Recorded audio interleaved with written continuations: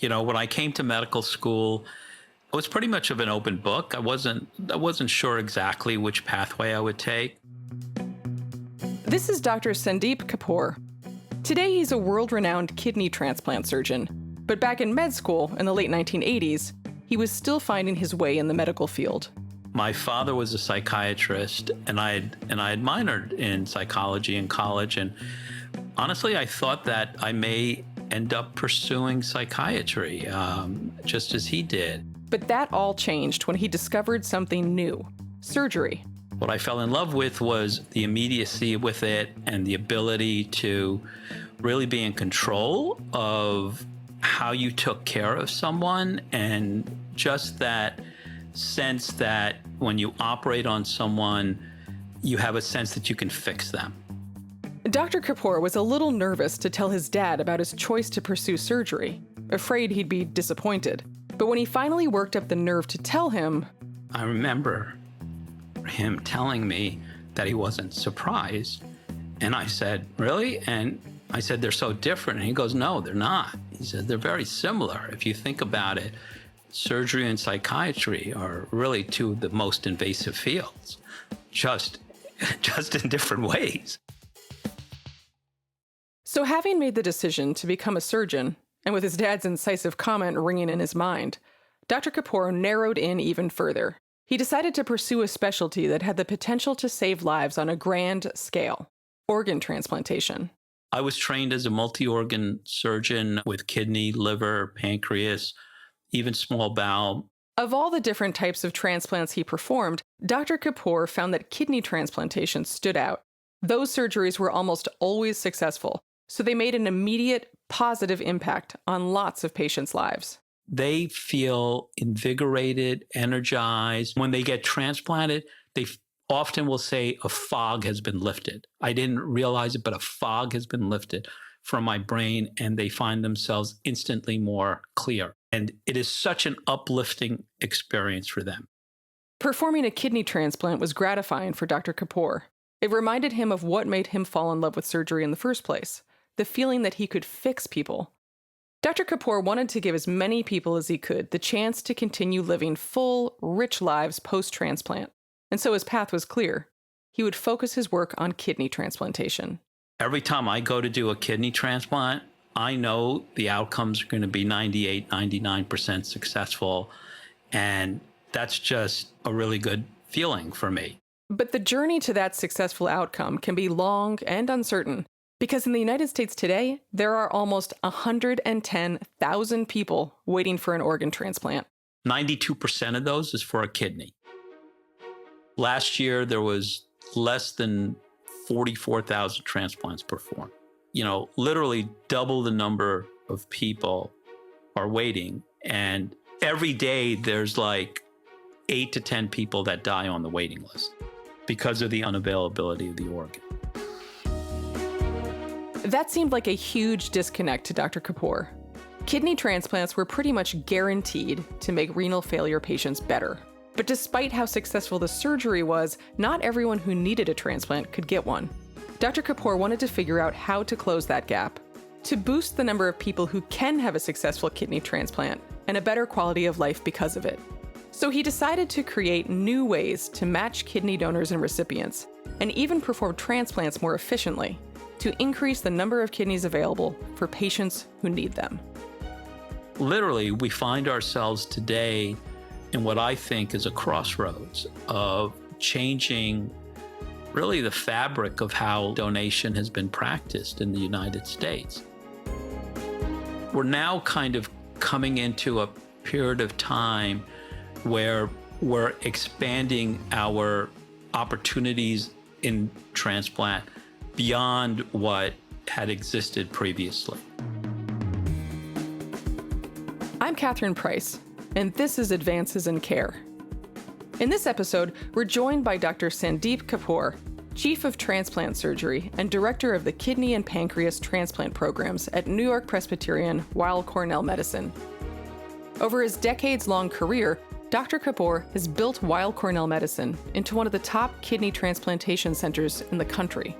His patient-centered philosophy has led him to pioneer donation strategies and introduce medical advances in kidney transplantation that have allowed thousands of successful surgeries to be performed that were not previously possible.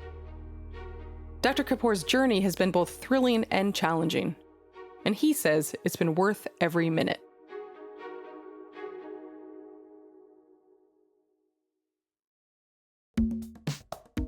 When I first came here in 1998, I think it would be fair to say that we were kind of a middle-of-the-road program with not large volumes, but respectable. What the transplantation program at New York-Presbyterian did have when Dr. Kapur arrived was a respected history. In 1963, they were the first hospital to perform a kidney transplant in New York State. We had people that had been involved in kidney transplantation since its beginning and had been major contributors to the development of kidney transplantation. And we had a physician corps that was second to none, both on the nephrology side and on the surgery side. So in some ways it was easy when I came to kind of build upon that. Dr. Kapur trained at the University of Pittsburgh before coming to Weill Cornell Medicine, which in those days was probably the leading center in transplantation in the United States. So he was tasked with using his expertise to build Weill Cornell Medicine's kidney transplantation program. He took the program's strong history and built on it with a simple philosophy. I wanted our program to offer the maximum amount of opportunities to transplantation that could exist. We expanded beyond just standard kidney transplants. We started offering opportunities to people that had other issues that may have prevented them from moving forward with transplant, such as underlying extensive heart disease or older individuals. We started utilizing deceased organs that wouldn't have been traditionally used in the past. So we just adapted every single avenue that exists in transplantation and made that available to any patient coming here. By 2007, Dr. Kapur had transformed the department from a middle-of-the-road program into the program that performs the highest volume of kidney transplants in the nation. His team's creative, multidisciplinary approach to transplantation means that they are able to perform transplants that other hospitals can't, particularly when it comes to dealing with complex or high-risk cases. When you start working with older patients, sicker patients, patients that are immunologically challenged, you need a supporting staff that can help get them through an operation and get them to a place where they're healthy again. So having fantastic cardiology that we've developed really strong relationships with has been invaluable. Having a radiology group so that we can get advanced imaging in the way that we need it without having to fight with anyone has been invaluable. Having anesthesia that can take care of really sick patients in the operating room has been invaluable. And it's really the sum of all these efforts that really speaks to what we're able to do. And all of these things in concert are not available everywhere else. Dr. Kapur's team has used their resources to tackle some of the enduring challenges with kidney donation. For example, living kidney donation, where a kidney from a living donor is transplanted into a patient via same-day surgery, is the gold standard of kidney transplantation. It's the quickest way for a patient to get a transplant that lasts, rather than waiting years and years for a deceased donor kidney. And maybe not even surviving before they get an adequate organ offer. So there's the immediacy to it. But to me, more importantly, is that when you look at how long transplanted kidneys last, if you take all comers in the United States, irrespective of age, underlying medical conditions, and so forth, the average half-life of a kidney from a deceased donor is about 8 to 10 years. You compare that to the average half-life of a living donor kidney, whether that's from someone that's related to you or totally unrelated to you, is 18, 22, 26 plus years. There's almost a 2.5 times survival advantage. But despite the clear advantages, fewer transplantation centers are equipped to perform living organ transplants. The procedure requires a more comprehensive approach than deceased organ transplantation, because there are two living people you have to operate on pretty much simultaneously. Plus, the lengthy recovery time after surgery could deter some people from considering living donation in the first place. So to make the process smoother and more appealing to potential kidney donors, Dr. Kapur's team improved the donor operation procedure so that it's minimally invasive and requires only a few weeks of downtime post-surgery.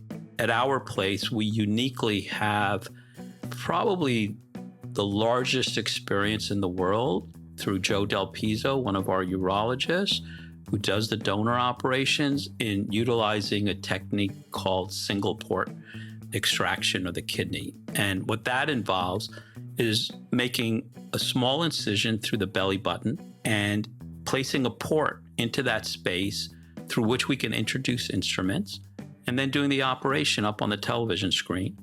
And then after the kidney is removed, we take the kidney out through the belly button, which allows us to envelope the scar in cosmetically into the belly button. So one small single incision cosmetically placed in the belly button. People are up and about the same day. We keep them in the hospital one extra day just for safety, but home the next morning. And if they have a non-manual labor job, the overwhelming majority of them are ready to go back to work within 3 weeks. But even with all of New York-Presbyterian's multidisciplinary expertise, Dr. Kapur still came up against a persistent essential problem. There aren't enough organs available in this country to save every life that could be saved by kidney transplant.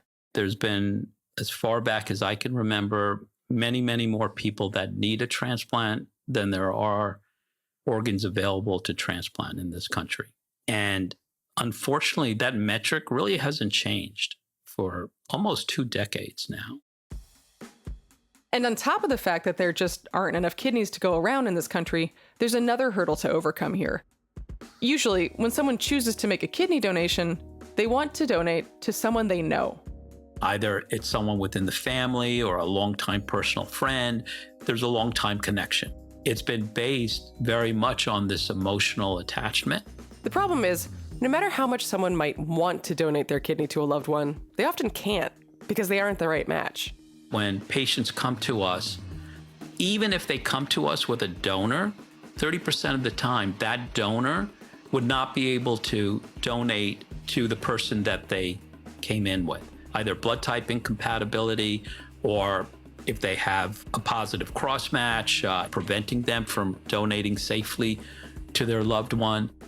Previously, Dr. Kapur says, if a patient found themselves in that situation, they'd be left with very few options.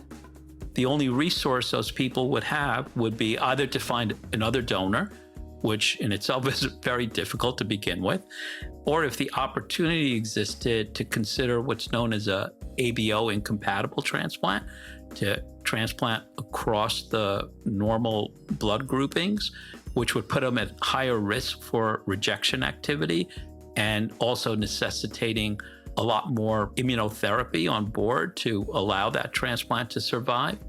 In certain instances, doable, but definitely with a higher degree of risk. So when you have a patient with a willing donor, but one who isn't a match, how do you still help that patient and secure that donated organ for another person whose life could be saved? Dr. Kapur found the answer in paired exchange. Paired exchange is that when you have a recipient who has a donor, but that donor cannot donate to that recipient for these various reasons of ABO incompatibility and so forth, then you have another pair in a very similar situation. But that other pair's donor actually matches the recipient of the first pair, and the donor of the first pair matches the recipient of the second pair. You do an exchange. So you exchange the donors, and that ends up being a paired exchange. But for a long time, there wasn't a coordinated way to connect these potential matches to one another. That is, until 2007, when Dr. Kapur encountered a transplant case that shined a spotlight on that problem. A little 12-year-old girl came to me with her parents, and that little girl's father wanted to donate, but we found that he couldn't donate to her directly. And that took this gentleman on a journey to find a living donor transplant for his daughter. This little girl's dad worked day and night to find a donor, reaching out to every paired kidney exchange program in the nation. Some of the programs never returned his calls. Others wanted his family to move his daughter's care to a faraway hospital just to participate in their program. And none of them were able to find a match. And he saw how broken the system was. There was no coordination. In the end, a distant cousin came out of the woodwork and proved to be a good match for the little girl. Dr. Kapur performed the surgery, and it was successful. But the process of searching for a donor had had a profound impact on this dad. That process influenced him so strongly that he came back to me and he goes, Sandy, how do we work on this paired exchange process? How do we make it such that people aren't in my situation and they have opportunities to help the person that they want to help, but they may not be able to do it directly? This little girl's dad happened to be a software engineer, so he created an algorithm that could match potential donors. Dr. Kapur got to work coordinating on the donor side. And that was the beginnings of the development of the National Kidney Registry. The National Kidney Registry is essentially a central pool of potential kidney donors. Say you want to donate your kidney to a family member, but you're an incompatible match. Well, your information stays in this database, and then, if at some point the matching algorithm finds a person whom you do match with, the program is easily able to reach out and initiate a transplant. Dr. Kapur remembers the first time he performed a chain of transplants initiated through the National Kidney Registry on Valentine's Day, 2008. So that day is kind of hectic. That first set of transplants on Valentine's Day 2008 started with an altruistic donor in Los Angeles that my friends at UCLA harvested the kidney, and it was flown here overnight by the Red Eye. That initiated a set of 4 transplants here. We have 3 or 4 ORs, all kind of functioning either in a slightly staggered way or really at the same time. My entire surgical team is involved, and that kidney comes, and we literally have 3 or 4 transplants happening at the same time. That altruistic donor literally was the key that unlocked the door to allow 4 other transplants to occur, including a 4-year-old little boy who's now in college. At the end of that 4-person chain, that little boy's father became the bridge donor to start another chain. And it's just, it's very uplifting. You feel like you've accomplished an incredible amount in a single day. Without a doubt, that was a very gratifying time. And, Dr. Kapur says, since that first donor chain in 2008, the National Kidney Registry has only grown. What's developed from there is, sometimes unimaginable when you step back and think of it, because we started with 2 programs, UCLA and us. Now there are over 160 programs all over the country that participate in the program. 20% of the living donor transplants performed in the United States are now through the National Kidney Registry and the Paired Exchange Program. So there's literally been thousands of transplants performed. But now we're finding that we're evolving to even a higher degree of practice. Now, Dr. Kapur and his team are building on the multidisciplinary approach they've established at Weill Cornell Medicine. Since they have a larger pool of donors, they can begin to innovate the next frontier, finding ways to ensure the best quality matches, rather than settling for matches that are good enough, in order to improve patients' quality of life post-transplant. The immunological match is based on looking at the HLA antibodies and seeing how many of the proteins line up. That protein match is rated on a scale of 0 to 6. Dr. Kapur says that if a pair is blood type compatible, but a 0 out of 6 protein match, that's still technically an acceptable transplant. That it's good enough, but it's not the best, and it can be better. And, as our knowledge of the HLA matching algorithm has expanded, we're now looking at even more proteins on the cell surfaces. We're trying to prioritize matches with what we call low eplet matches. The lesser number of eplet epitopes that you have, the lower the degree of reactivity of the cells from the donor and the recipient, translating into less immunological activity and damage over the lifespan of that transplanted kidney. With a low eplet match, donor kidneys last longer, and recipients can avoid having to follow an intense and potentially disruptive immunotherapy regimen after surgery. Dr. Kapur and his team have taken these innovations beyond the operating room, pioneering research into immunotherapy.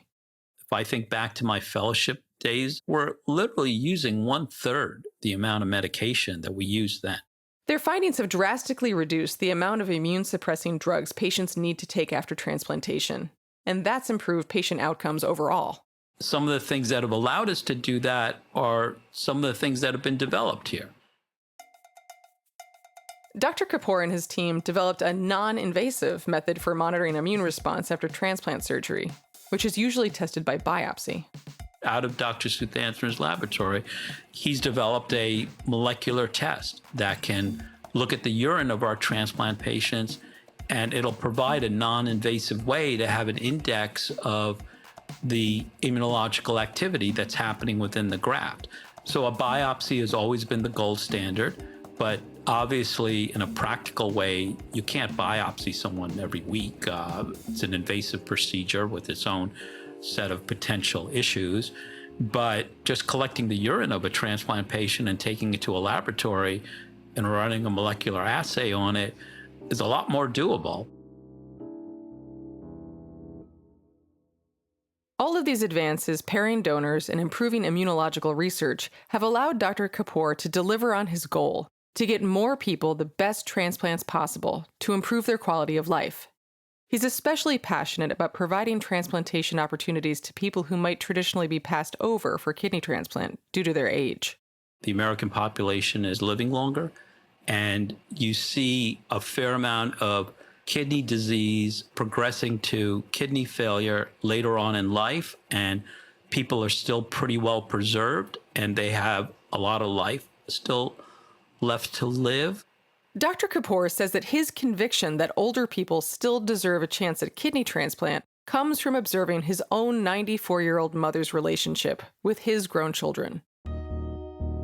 My mother worked till she was 84 years old. She lives independently, and my kids have a great relationship with her. They'll go and they'll spend a weekend with her. They'll go out to dinner with her. That kind of experience has just informed me that I don't find that it's my job to tell someone that they can't continue on with their life. As long as they have a life to live that's meaningful, and a kidney transplant will allow them to live that life, and I think that we can perform it safely, then I'm going to give them that opportunity. While the advances he's made and the robust program he's built are pushing the field forward, Dr. Kapur's ultimate hope for the future of kidney transplantation remains simple. I think the number one hope that I would have is that we find a way to increase the supply of organs in this country.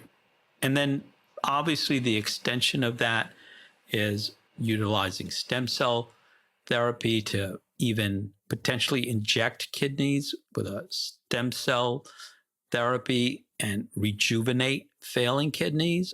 Maybe we could rehabilitate the kidneys they have, or at the very least, as I mentioned, find a way to increase the supply of organs so we don't have people dying on the waiting list for something that they shouldn't be dying for.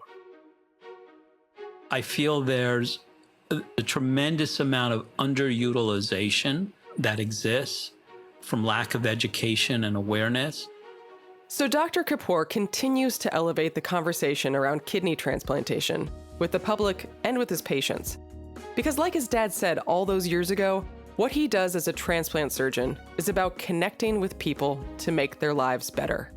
What I've learned over the years, these are patients that most of them are chronically ill for a lot of years. And by the time they come to me, they've overcome a lot of hurdles in their lives. And I find that even when I relate to them and speak to them about their options and what they can look forward to, there's a lot of psychology involved in that. When recipients can meet their donors, it is a phenomenally satisfying event. And I think for some of them, it sets up a lifelong friendship. That, in essence, is the beauty of kidney transplantation. And a large part of why I really enjoyed being involved in it, it's the totality of what it symbolizes and what it involves in just people doing really decent things.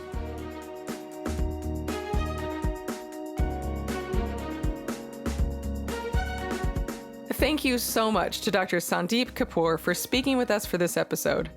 His dedication to improving care options for renal failure patients is really inspiring. I personally have a much deeper appreciation for my own kidneys. I'm Catherine Price. Advances in Care is a production of New York-Presbyterian Hospital. As a reminder, the views expressed on this podcast solely reflect the expertise and experience of our guests. To find more amazing stories about the pioneering physicians at New York-Presbyterian, go to nyp.org/advances.